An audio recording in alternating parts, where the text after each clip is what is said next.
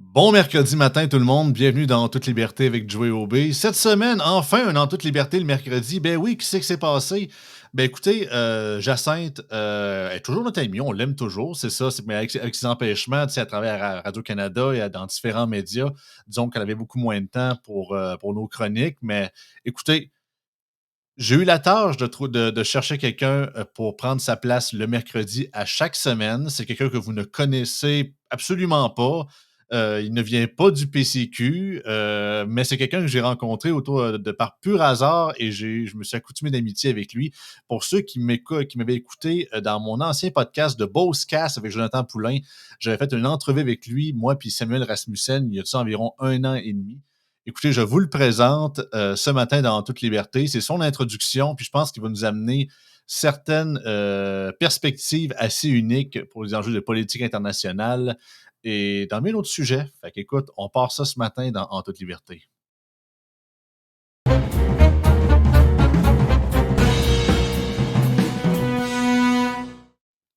Allô, Keta? Oui, Zoé, bonjour. Ouais, Amadou Keita, mesdames et messieurs. Écoutez, premièrement, je veux vous raconter comment moi puis Keita, on s'est rencontrés. Parce que c'est pas, tu sais, on n'est pas amis de longue date depuis 15 ans nécessairement.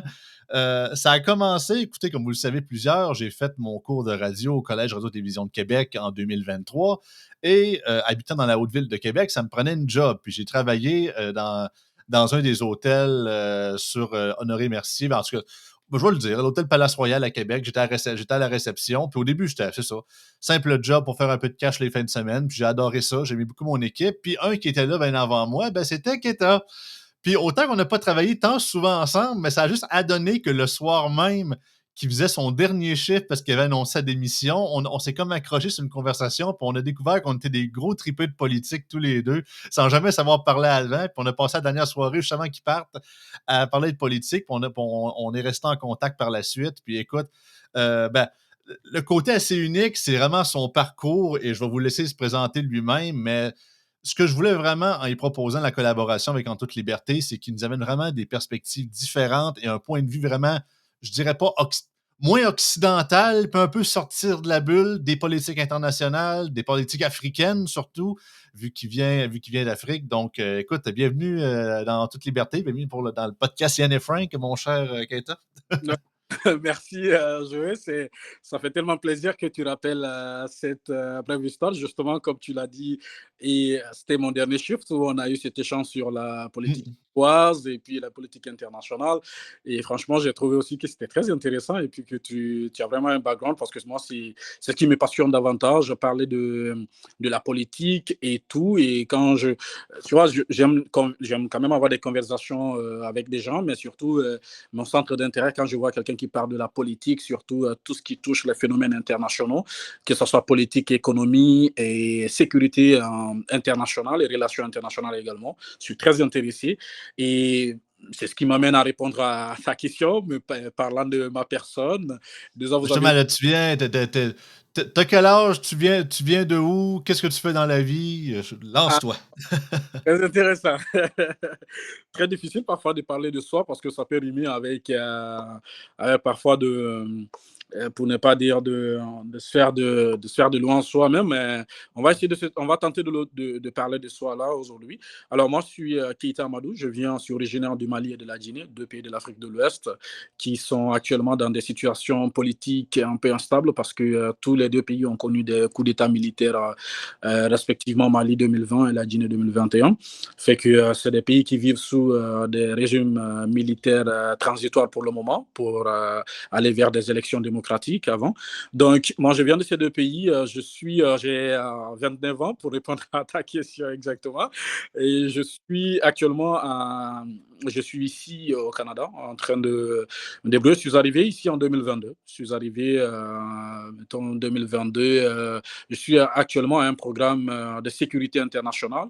Mais avant ça, je suis diplômé de relations et de politique internationale à l'université Shandong de Chine, de la province de Shandong. Hein. Ouais, c'est incroyable quand même parce que tu sais, comme tu dis, tu viens en partie du Mali et de la Guinée et tu as fait une bonne partie de tes études en Chine et tu parles, moi je me trompe, tu parles couramment mandarin aussi. Fait que c'est vraiment tu as fait un peu le tour de la planète d'un très jeune âge. Tu sais, c'est un parcours assez exceptionnel. Puis écoute, je suis curieux. Et non, on le dit aux auditeurs, ce n'est pas un communiste. On Ah, tient à le préciser. C'est pas parce qu'il était en Chine que c'est un agent secret. Là. Mais non, c'est ça, on s'en est parlé amplement bien avant le podcast, bien évidemment. J'étais bien curieux parce que quand il me dit ça la première fois, j'ai fait une méchante grimace. Mais c'est assez impressionnant. Puis c'est pour ça que l'une des perspectives que j'aimais beaucoup, parce que souvent on entend parler, tu sais, c'est un peu, on parle souvent de la Chine comme étant l'ennemi numéro un aujourd'hui, à quel point, tu sais, le régime communiste est beaucoup plus modèle industriel capitalisé aujourd'hui qu'à l'époque de, mettons, de Mao Zedong ou quoi que ce soit, malgré que ça se perpétue dans le temps. Mais c'est un peu comme un genre de, un peu comme en Union soviétique, ce qu'appelait le Iron Curtain, là, tu sais, on cherche le mot en français, mon Dieu, le rideau de fer, finalement. On ne savait pas trop ce qui se passait l'autre bord. On entendait des affaires. Autant que l'Internet, c'est moins vrai aujourd'hui, mm. mais on a comme une idée de ce qu'on fait de la Chine et de tout. Mais en fait, c'est le fun d'avoir quelqu'un, justement, qui avait un peu. Il était dans le ventre de la bête, si on peut dire Ouais. ça. Là. Ouais, mais non, c'est moi je comprends très bien, hein, c'est cette hégitation le plus souvent parce que j'ai de tous les 2 côtés, j'en ai vécu, quand je suis en Chine également, quand j'y étais et puis on voit, OK, tu parles tout de suite, on sait que tu es étranger et comme les Chinois aiment nous appeler un Ouïghour, hein, ça veut dire que étranger, donc qui que tu sois, tu restes étranger. Fait que, ouais, j'ai vécu cette expérience où on se méfie de moi, ouais, c'est l'étranger, on se méfie de toi. Puis, quand tu parles chinois, on se dit: «Waouh, OK, il parle chinois». Oh ouais, ça change de face. Ben, il y a tellement de vidéos que je voyais sur YouTube, tu sais, des gens qui sont, mettons, qui sont vraiment linguistes, puis ils parlent genre 12 15 langues, puis ils vont, mettons, dans des marchés publics, mettons, au Vietnam, puis justement, c'est un gars d'origine africaine qui a la peau noire, puis il commence à parler en langue locale, puis la madame fait comme un saut, elle comprend pas trop, tu sais. Mais c'est ça, ça fait toujours, ça réagit tout le temps. Hein. Ouais, non, ça réagit vraiment et c'est ça. Et puis, justement, comme je le disais, j'ai vécu cette expérience là-bas. Et puis après, quoi qu'il en soit, on reste quand même, moi j'ai grandi, bien que avoir passé ma vie là, mais j'étais au sein d'une communauté qui est africaine et communauté occidentalisée. Ben, aujourd'hui, quoi qu'on dise, beaucoup de pays africains sont influencés par la culture occidentale et puis même politiquement et tout. Donc, on fait avec. Donc, ça veut dire que bien que j'étais en Chine, mais on reste quand même avec cette idée, on évolue et puis on s'adapte aux choses. Et puis, quand je suis arrivé ici, justement, c'est la même chose. Quand les gens réalisent que ouais, je fais la Chine, on se dit, oh, OK, mais comme ça reste quand même, ça reste cette idée, cet esprit ouvert sur le monde qui est curieux de comprendre beaucoup de choses, les différences, et puis pour pouvoir se faire quand même une idée. Et justement, et c'est ce qui m'amène à cette introduction de présentation de soi dont j'étais en train de faire. Et puis quand j'ai terminé mon programme là-bas, j'étais à l'ambassade de mon pays, la Guinée, où j'ai été l'assistant du conseil économique, où j'ai travaillé avec ceci jusqu'à ce que je parte chez moi en 2021 en Guinée. Et puis j'étais parti dans la réalisation, dans le cadre de réaliser des projets là-bas. Mais très malheureusement, le coup d'État m'a trouvé là-bas. Finalement, le coup d'État militaire, je ne pouvais pas rester. Fait que j'étais obligé d'annuler tous ces projets et puis j'ai quitté. Et puis c'est ce qui m'a amené ici pour continuer en fait mes projets un peu professionnels et projets d'études. Voilà, c'est là où je suis actuellement. Fait que tu continues tes études présentement à l'Université Laval, c'est ça? Exactement, et ces études, j'en ai en maîtrise en sécurité internationale. J'ai fait mon essai et puis j'ai fini sa rédaction actuellement. Puis j'attends la fin des choses maintenant là du programme. Sinon, tout est déjà bouclé à ce niveau-là. Ah, mais c'est vraiment super intéressant. Puis surtout que c'est ça, c'est encore là, je me répète, mais c'est vraiment la perspective de tout ça parce que, tu sais, là, on le sait à quel point, ben, regarde, je vais défoncer les portes ouvertes tout de suite, là, puis c'est une des raisons pour que je vais t'avoir également, puis on avait déjà discuté dans d'autres podcasts d'ailleurs un peu de ça. Tu sais, l'Afrique, c'est comme l'enfant oublié des politiques internationales, alors qu'au contraire, il se passe tellement de choses. C'est quasiment là qu'il y a le plus gros ratio de population. Puis on n'arrête pas de parler d'immigration illégale, irrégulière qui monte en Europe, puis que justement, comme tu dis, des coups d'État, de ci, de ça, alors qu'il se passe tellement de choses au niveau justement de l'investissement. Tu sais, on parlait de la Chine, à quel point que de plus en plus de nations africaines se font pardon, repayer leurs dettes par la Chine en l'échange, mettons, d'avoir des droits exclusifs, par exemple, pour leurs ressources naturelles. Ils construisent des universités pour certains pays pays africains en redevance de main-d'œuvre ou de plein de contrats comme ça. Fait qu'il y a comme une sorte de nouvelle forme, je dirais pas de colonisation, mais tu sais, ça y ressemble quand même pas mal de rapport à ce genre de pays-là. Puis je pense que tu as vraiment une perspective unique de nous en parler, parce que ça temps que tu as été littéralement sur le terrain, c'est de là que tu viens. Parce qu'autant qu'on peut envoyer des envoyés spéciaux de médias traditionnels, mais des fois, ils ne donnent pas l'entièreté de l'image, comme on dit, le big picture de tout ça. Là. Mm. Oui, justement, comme tu l'as dit, bon, la Chine, elle est présente actuellement partout, hein, dans le monde, et puis en Afrique, en Europe, sur le continent américain. Mais parlant de l'Europe, mais parlant de l'Afrique, justement, comme ta question le dit bien, la Chine, elle est bien présente en Afrique et elle est là, elle coopère avec les pays africains sur le plan économique, surtout, à travers les dettes dont tu parlais. Et c'est très triste parce que le plus souvent, moi, j'essaie quand même d'écrire des articles sur ça parfois parce que c'est le phénomène de dette, la politique de dette de la Chine dans beaucoup de pays, ça nous rappelle la triste situation de Sri Lanka avec le port de le Sri Lanka avec les dettes chinoises qui aujourd'hui c'est un pays qui appartient à la Chine parce que le surendettement, c'est une politique qui est assujettie. Et ça nous rappelle également même la situation du port de Mombasa. C'est au Kenya, en fait, où les Chinois ont construit un grand port où l'État n'est plus capable maintenant de rembourser l'argent de cette dette-là. Fait que les Chinois sont obligés de prendre possession de ce port, de l'exploitation du port. Donc, cette politique est bien appliquée par la Chine dans beaucoup de pays, États africains comme la Zambie aujourd'hui, où l'État appartient quasiment à la Chine. Même sa radio-télévision nationale est sous investissement chinois aujourd'hui, qui est dominé par ces États chinois. Donc, oui, justement, c'est quelque chose. Est-ce qu'on va voir ça sous l'angle de la colonisation ou de domination? J'appelle ça souvent le piège économique de la Chine parce que c'est beaucoup de spécialistes africains n'arrivent pas à voir cet angle-là. Vous voyez, c'est lui qui te finance économiquement, qui finance tes politiques de développement, sachant que tu n'as pas les capacités économiques de rembourser la dette dans l'échéance, en Non, c'est fait. ça, parce que c'est un cadeau de grec, finalement, qu'ils font tout le temps. Là. Exactement. Donc, du coup, l'échéance arrivée, si vous n'êtes pas capable de rembourser, ben, on se base sur les clauses qui ont été définies. Et ces clauses, le plus souvent, prévoient la condition si. Alors, ça veut dire que si vous n'arrivez pas à rembourser la dette dans l'échéance, qu'est-ce qu'il faudra? Bon, nous, on va prendre possession à l'affaire. Et ça se passe aussi en Guinée, hein, même si ce n'est pas de plus médiatisé, mais il y a beaucoup de centrales hydroélectriques qui ont été construites par des entreprises chinoises en collaboration avec l'État guinéen, mais qui sont exploitées par ces entreprises chinoises jusqu'à la mort. C'est que c'est ça, c'est que, excuse-moi de te couper, mais c'est que c'est ça, c'est on le sait, puis garde, on peut le reconnaître quand même, les pays occidentaux, depuis la colonisation de l'Afrique, ça n'a pas été de tout, en tout cas, ça n'a pas été de gaieté de cœur, si on peut dire ça, même ça a été dans le sang pour de nombreuses nations africaines. Et l'exploitation sans merci, on dit souvent que l'Afrique est le continent le plus riche de la planète, mais leur population est dans les plus pauvres parce que justement, c'est pas d'autres qui exploitent leurs propres ressources. On parle de mines, justement, les fameuses terres rares pour les voitures électriques. On a tous vu dans les dernières années les fameuses vidéos de dizaines de milliers de personnes, dont plusieurs des enfants, genre dans des mines de cobalt, je pense que c'était au Congo, je ne vais pas me tromper, peut-être au Kenya. Ouais. Tu sais, à quel point c'est des situations, on se croirait dans un film d'Indiana Jones avec des esclaves partout, ou du moins quasiment version 10 commandements, puis ils creusent avec l'humain, puis tu dis, à l'époque où c'est qu'on vit, à quel point ça existe encore. Et tu as justement de nombreuses nations qui sont sous-développées ou qui sont en recherche et de développement, puis tu as justement une super nation qui est la Chine, qui n'est pas la plus puissante, mais qui s'en vient. En tout cas, économiquement, ça roule pas mal, puis elle se garde. En échange de quelques affaires, on vous donne un méchant boost en avant, niveau progrès, niveau institution, autant l'entraînement également avec leurs forces armées qui sont beaucoup plus avancées que ceux sur place. Comme tu dis, ils construisent des universités, des ports, des infrastructures.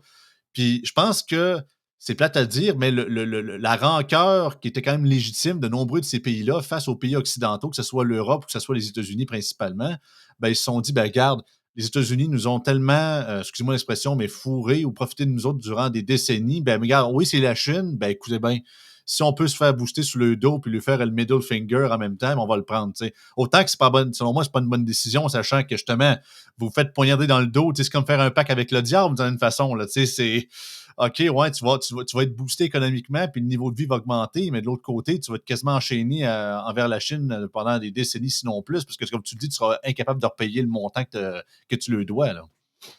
Alors, franchement, tu mets le pied dans le plat parce que c'est l'enjeu principal, c'est le problème principal qui se pose en Afrique en réalité. C'est-à-dire que l'Afrique se retrouve entre deux situations où elle avait des partenaires ou qu'elle a des partenaires historiques depuis colonisation jusqu'à ce niveau, jusqu'aux indépendances et jusqu'à post-indépendance, jusque là où nous sommes aujourd'hui. Mm. Ces alliés traditionnels historiques qui sont des pays occidentaux, les États-Unis, dont tu as donné l'exemple tout de suite, qui sont présents dans beaucoup de pays africains à travers les alliances militaires et économiques également, mais aussi des pays européens comme la France, l'Angleterre, qui Ben oui, sont... comme le Mali d'ailleurs, il y a eu beaucoup de tensions avec les forces, avec l'armée française qui était sur place, puis il y a eu beaucoup de gens qui voulaient carrément de sacrer votre camp de là, on n'est plus capable de vous voir. Là. Oui, oui, oui. Alors, vous savez, alors ça soulève un problème. La situation africaine actuellement, il faut voir sous deux angles. Les autorités africaines qui sont au pouvoir actuellement, les hommes politiques, sont en grande partie ceux qui ont quand même été élus, comme on le dit, démocratiquement, même si on le sait que dans le fond, c'est des gens qui ont été déjà... Les élections étaient formelles, c'est des gens qui étaient déjà Ouais, présidents c'est ça. poste-là. Donc, ceux qui ont été élus démocratiquement, ce sont des gens qui sont nés sous des régimes coloniaux, qui ont jusqu'à présent cette conception de la suprématie de l'homme blanc sur l'homme noir le plus souvent. Et vous avez de l'autre côté cette jeunesse des high-tech que j'appelle la jeunesse high-tech qui a connu l'émergence des réseaux sociaux, des téléphones intelligents et qui ont fréquenté des écoles que beaucoup de leur génération aujourd'hui. Donc, des jeunes décomplexés. Ça fait que ces jeunes sont en déphasage des autorités. Tu prends l'exemple sur le cas du Mali, justement. Celui qui était au pouvoir à l'époque, c'est Ibrahim Boubacar Keïta. D'ailleurs, Keïta comme moi, très... Donc, mon frère Un qui peu, était... un peu comme dans Tintin, aucune parenté. Je me désolidarise des politiques intérieures de mon parent, donc c'est bon. Alors, lui, Euh, c'est quelqu'un qui avait ce problème avec la jeunesse, il n'était pas en phase avec la jeunesse qui voyait les choses autrement. Et l'armée qui est au pouvoir aujourd'hui, en grande partie, est constituée de jeunes aussi qui ne sont pas nés à l'époque coloniale, même s'ils sont nés à l'époque coloniale, mais c'est des gens qui ont grandi après la colonisation. Donc, mm. ils l'ont appris que dans les livres et qu'après, ils ont vu d'autres exemples aussi. Et puis après, ils se disent, mais non, on ne peut pas vivre comme ça, les choses doivent changer. Quand ils montent sur les réseaux sociaux, ils voient comme Zoé monte dans des jets privés, Zoé peut se faire payer des voyages aux États-Unis, partout dans le monde. Ben, c'est ça qui est incroyable. Puis je le voyais un peu, ben, de manière, je comprends que c'est pas la même situation, mais quand j'avais été faire un voyage humanitaire au Nicaragua, autant on s'entend que c'est techniquement plus avancé que certains pays africains, mais quand même, tu vas dans des villages qui sont quand même excessivement pauvres, ou du moins qui sont de moyens très modestes, mais la majorité des gens, quand même, sur place, ont un téléphone cellulaire, ont accès à Internet, ou du moins à certains endroits spécifiques, ont justement, puis souvent, c'est pour très peu cher, contrairement à nos prix, nous autres, pour nos forfaits, puis ils ont accès justement aux applications, et ils ont littéralement une fenêtre de ce qui se passe ailleurs sur la planète. Il y a une époque que justement, les Africains vivaient leur vie, ils ne savaient pas trop, ils entendaient parler, ils ne savaient pas trop ce qu'ils savaient qu'il y avait des pays plus riches ailleurs, mais ils ne le voyaient pas nécessairement, à part un peu à la télévision pour ceux qui en avaient. Mais aujourd'hui, à cette heure, ils se rendent compte à quel point, justement, ils ne sont pas choyés, puis sont pas appréciés, ils se font quasiment exploiter par certains autres pays, puis comme tu dis, les plus jeunes générations sont littéralement plus capables. Exactement. Alors, comme tu le dis, c'est ce qui se passe en fait dans ces pays africains. Donc, la jeunesse, les jeunes Africains se sont dit, OK, ils ont appris de leur histoire, ils ont appris tout ce qui s'est passé, l'esclavage, la colonisation, et puis ils se sont dit, non, on ne va pas résumer notre passé à ça. L'Afrique a existé avant l'esclavage. Comme beaucoup des États, beaucoup de peuples ont connu l'esclavage. Ah Et oui. puis, là, ils se sont dit, ben, pourquoi nous devons résumer notre histoire au phénomène de l'esclavage, à la colonisation? Non. On est indépendant maintenant. Ils ont appris également dans les livres tout ce qui s'est passé après l'indépendance. Notamment, tu mentionnais tout de suite le programme d'ajustement structurel dans les années 90 qui a fait retourner tous ces États africains. C'est-à-dire, ce programme demandait, c'était un programme de la Banque mondiale et du FMI qui imposait aux États africains de radier des rangs de la fonction publique tous les enseignants qualifiés qualifiés, les médecins, bon, bref, toute la ressource humaine qualifiée parce que vu qu'elle n'arrive pas, ces pays n'arrivent pas à payer les dettes pour que le FMI et la Banque mondiale leur donnent encore d'autres dettes, leur donnent d'autres argent là, pour financer leurs projets, leur budget de fonctionnement, il faudrait qu'ils réduisent le nombre de fonctionnaires. Donc, ces États étaient obligés d'amener à la retraite anticipée toutes ces ressources humaines qualifiées. Et ça a mis à terre le système éducatif, le système de santé, tous les systèmes de fonctionnement des États africains. Donc, ces jeunes ont appris tout cela. Et puis, eux, ils voient comment les choses se passent de l'autre côté de la rive. Et ils se disent, mais non, on ne mérite pas ça. Surtout qu'on dit que l'Afrique est le continent le plus riche. Et puis, on sait que les ressources, en grande partie, Et enfin, c'est beaucoup de ressources viennent le plus populeux, et c'est là que contrairement aux pays occidentaux, qu'on n'arrête pas de parler de pyramide d'âge, à quel point on est rendu géré par la génération des boomers. Mhm. L'Afrique, c'est complètement l'inverse. C'est là que le taux de ratio de population des plus jeunes sont le plus important, par contre, comparativement à ceux qui sont plus âgés. Fait qu'on a vraiment une jeune force de travail qui est présente. Puis c'est pour ça que ça commence à déborder dans les autres pays à travers la planète, parce qu'ils se rendent compte que ils sont prêts à vouloir risquer leur vie pour avoir davantage d'opportunités dans des pays plus riches que les leurs, ou du moins se tenter de faire quelque chose de différent. Fait que ça va, tu sais, qu'on soit d'accord, qu'on aime ou qu'on n'aime pas, c'est une genre de, je dirais pas une bombe à retardement, Mhm. l'Afrique, mais tu sais, en termes démographiquement parlant, je parle, bien évidemment. Mhm. Oh, bon, alors, parler de démographie, le plus souvent, tu sais, il y a le concept de il y a ce concept qui existe parce que quand la démographie, elle est très importante dans la trajectoire d'un État, là, de ces États africains. Et quand on voit combien de fois, oui, la population africaine, elle devient de plus en plus grande, mais sauf que les Africains, parlant de démographie également, parce qu'on est là aujourd'hui pour que j'amène aussi cette vision de l'Afrique le plus souvent sur les discours officiels et puis sur la vision du monde que le monde a sur elle plutôt. La jeunesse africaine pense que l'Afrique n'est pas peuplée parce que quand vous prenez un pays comme le Mali qui fait 2 fois, 3 fois de la France, mais le Mali n'a que 22 millions d'habitants, mais la France a 68 ou 70 millions d'habitants. Oh oui, puis c'est pas toute l'entièreté. Autant que c'est pas l'entièreté de l'Afrique, mais si on prend par exemple le désert du Sahara, il n'y a pas grand monde qui habite là-dedans. Là. Tu sais, il y a des Bédouins, puis des trucs comme ça, mais tu sais, la majorité reste sur le long des cours d'eau, par exemple le Niger, ou à différents endroits, plus mettons, au centre ou au sud, où c'est majoritairement on est plus au niveau de la jungle. Tu sais. C'est c'est touché parce que c'est une immense parcelle de territoire, mais c'est ça, c'est pas verdoyant partout non plus. Oui, non, je suis d'accord avec toi, je suis d'accord avec toi, mais après, il faut revenir en arrière pour comprendre que, tu vois, si on regarde juste cette population par sa bouche, c'est-à-dire que, parce qu'elle mange, Hmm. si on la réduit seulement à ça, le fait qu'elle mange, cette population, on verra le verre à moitié vide. Mais si on regarde l'autre côté, ok, ça peut être une force motrice d'activité, c'est-à-dire une force vive qui peut travailler aussi pour faire fortifier l'économie. C'est d'où il faut faire la différence entre cette ressource humaine et la capitale humaine. Tu vois? Donc, on a des ressources humaines qu'on n'a pas transformées en capital humain.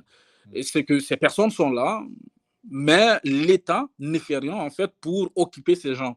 Donc, ça devient, comme tu l'as dit, une bombe à retardement, d'abord à l'interne pour ces pouvoirs-là. C'est ce qui fait que le plus souvent, dès qu'il y a une situation sociopolitique qui se pose, tout de suite, c'est des soulèvements populaires, on demande la destitution du président parce que les jeunes sont désœuvrés.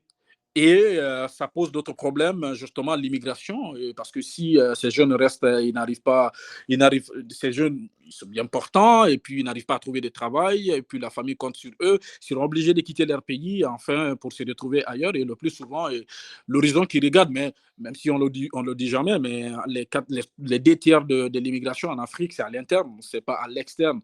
Non, c'est C'est ça. En fait, contrairement à nous autres, c'est plus un problème d'émigration que d'immigration. Là. Tu sais, il y a beaucoup plus de gens qui quittent qui rentrent. Là. Sinon, parce qu'on vous dit, à part dans les pays voisins, ça quitte pas, ça rentre pas nécessairement sur le continent pour vouloir aménager. Là. Non, non, pas du tout, là, même si viennent ici, là.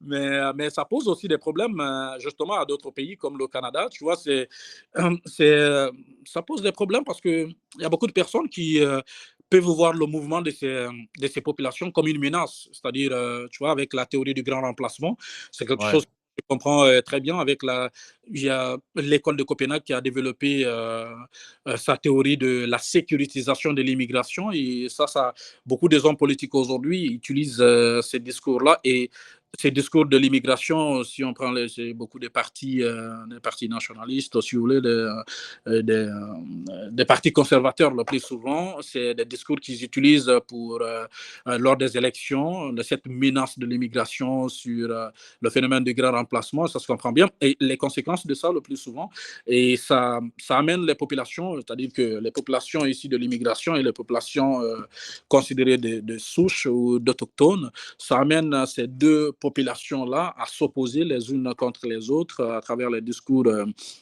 politiques qu'on appelle la sécurisation de l'immigration. Donc, pour revenir à ta théorie, justement, c'est une bombe à retardement, non seulement pour ces pays à l'interne, mettons, ces pays qui n'arrivent pas à transformer ces ressources humaines en capital humain, ça peut déstabiliser le pouvoir politiquement, et ça peut déstabiliser le pays politiquement plutôt et sécuritairement aussi. Mais les autres États frontaliers et même aussi en dehors du continent. Et si on regarde aujourd'hui ce qui se passe dans l'espace Union européenne avec l'immigration, le phénomène migratoire des États de l'Afrique du Nord et de l'Afrique subsaharienne, même si tous ne viennent pas du continent africain, il y a d'autres qui viennent de la Syrie et d'autres pays aussi. Ah ouais. Non, c'est un enjeu qu'on n'aura pas. C'est d'ailleurs pourquoi je pense que la contribution va être vraiment super intéressante, parce que justement, on entend souvent, non moins l'idée de vouloir te mettre dans l'autre catégorie, mais tu as quand même cette perspective-là beaucoup plus large. Je pense que tu as un point de vue assez unique par rapport à ce qui se passe présentement, comme tu l'as dit, avec l'histoire d'immigration massive, immigration illégale ou irrégulière. C'est un des enjeux cœur de l'élection présidentielle américaine qui vient majoritairement de la Southern Border aux États-Unis. Puis ce qui est capoté, c'est que j'écoutais les agents de frontières au sud. Ils disent, écoutez, on n'a pas juste des gens de l'Amérique latine, des Mexicains, ils disent, on a des Chinois, des gens justement des pays justement d'Afrique qui utilisent des gens qui font littéralement des industries de passage pour les envoyer justement au Mexique, qui puissent ensuite suivre des convois de milliers, voire des dizaines de milliers de personnes vers la frontière américaine pour ensuite demander faire une demande d'asile ou rentrer illégalement sur le territoire américain. Fait qu'il y a vraiment littéralement une industrie de transport et d'immigration. On parle des États-Unis, mais ça pourrait être également aussi en Europe. On a vu je me rappelle plus du nom, il y avait eu une île dans la Méditerranée qui appartenait, je pense, à la France ou à l'Italie. Non, ça appartient à l'Espagne. C'est l'île comment ils appellent ça? Ah, c'est vers le détroit de Gibraltar. Là.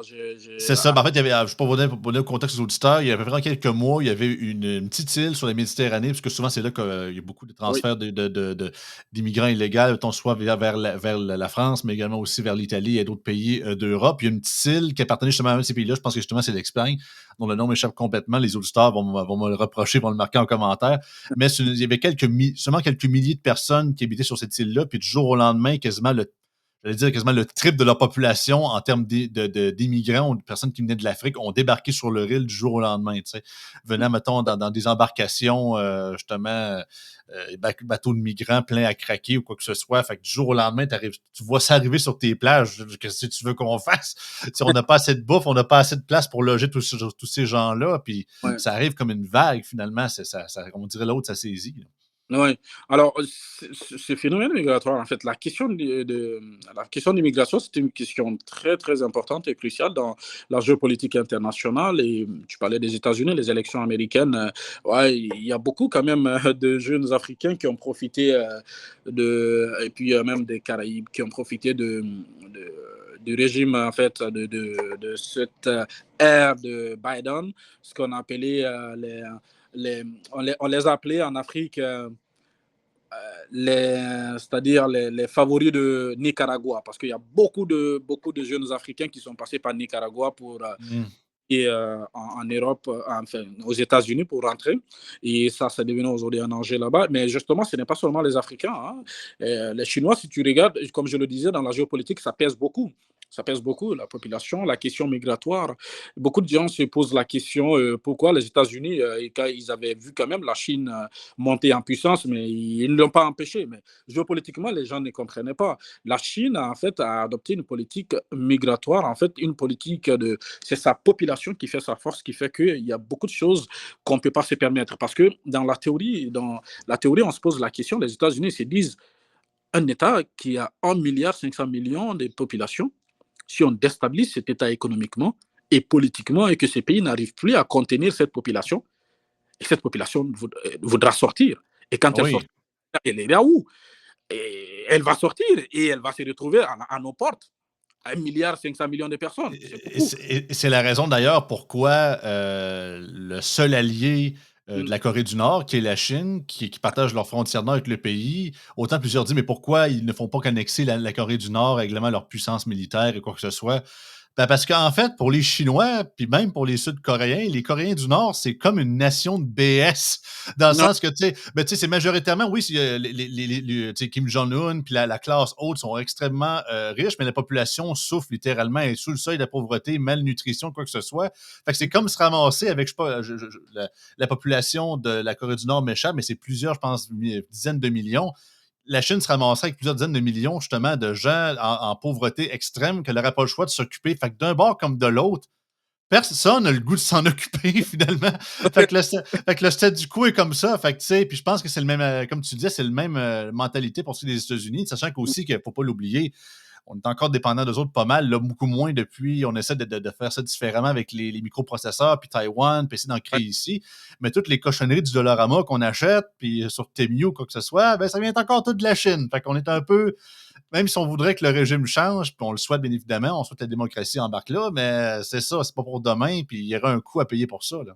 ouais, exactement. Ben, un grand coût à payer pour ça, mais surtout, quand tu parles de la Corée du Nord, ça me fait déjà rire parce que c'est l'une des situations quand même très géopolitiques qui explique le fonctionnement du monde. Tout le monde se pose la question, mais pourquoi la Chine, qui n'est pas forcément d'accord avec la politique de nucléarisation de la Corée du Nord, n'attaque pas la Corée du Nord et les États-Unis aussi n'en font pas, justement. C'est parce que l'existence de la Corée du Nord explique le fait que c'est voulu par la Chine et les États-Unis. Bon, pour le cas des États-Unis, d'abord, on peut prendre aussi longtemps que la Corée du Nord existera, l'alliance militaire américaine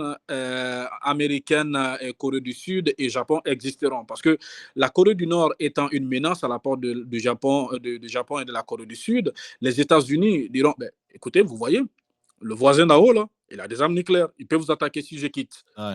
Donc, ça explique le fait que je dois encore rester là. Donc, je dois augmenter mon nombre de militaires, on va rester. Donc, ça, c'est une politique, c'est normal. Ça se passe comme ça, les alliances militaires, tous les États, toutes les puissances le font. Et là, Et tout le monde aime ça avoir un État tampon entre la Chine et le reste de pays d'alliés d'Occident. C'est le fameux buffer state. Fait que pour eux autres, même si la Corée du Nord puis Kim Jong-un il a l'air un peu menaçant avec ses tests de missiles puis de quoi que ce soit, ben, c'est quasiment le prix à payer pour pas se froisser avec la Chine, finalement. ouais. Et la Chine, tu as déjà dit pour la Chine, l'existence de la Corée du Nord explique tout pour la Chine. Non seulement, d'abord, la Chine ne veut pas voir toute cette population affamée à ses portes tout de suite qui voudra rentrer dans ce pays. Ils vont rentrer, ça c'est obligatoire. La Russie aussi fait partie parce qu'elle a des frontières avec la Corée du Nord. Mais aussi la Chine, le régime nord-coréen est un exemple pour la Chine pour dire, ben, vous voyez, on n'est pas les seuls quand même communistes. Ouais, c'est ça, il y a pire que nous autres encore. C'est Ah, ça. on n'est Fait que, pas tu sais, on est communiste, mais on n'est pas aussi fou que on lui, n'est là, pas tu sais. que l'autre là, vous voyez. Donc, Ouais, ouais. c'est un exemple qui fait légitimer l'existence du Parti communiste en Chine et ça fait bien leur affaire là-bas. Là, tu vois. Ben Donc, oui.